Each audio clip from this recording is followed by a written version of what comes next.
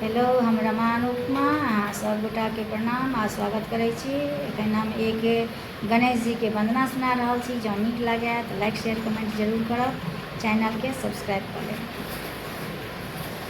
हमर अंगना यौ हमर अंगना एबै गौरी के ललन हमर अंगना एबै गौरी के ललन हमर अंगना।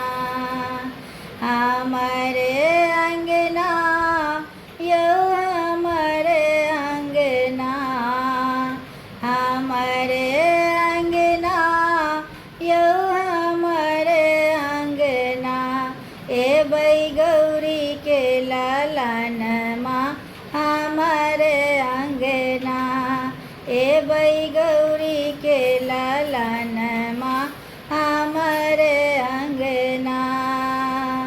दै छी हकार एबै परिवार यौ दै छी हकार एबै परिवार यौ रिद्धि सिद्धि संग मूस सवार यौ रिद्धि सिद्धि संग मूस सवार यौ देखी जुड़ायत हमर नैना यौ देखी जुड़ायत हमर नैना एबै गौरी के ललन हमर अंगना एबै गौरी के ललन हमर अंगना।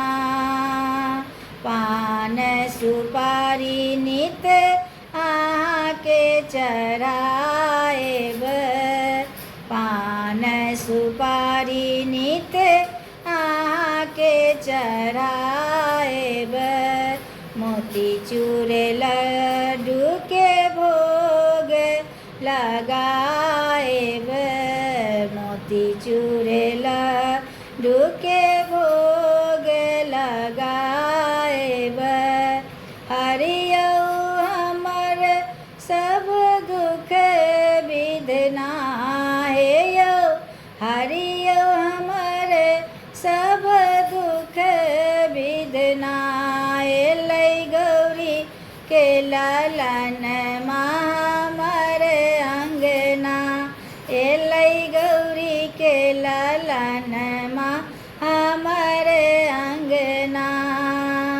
हमर अंगना यौ हमर अंगना एलै गौरी के ललन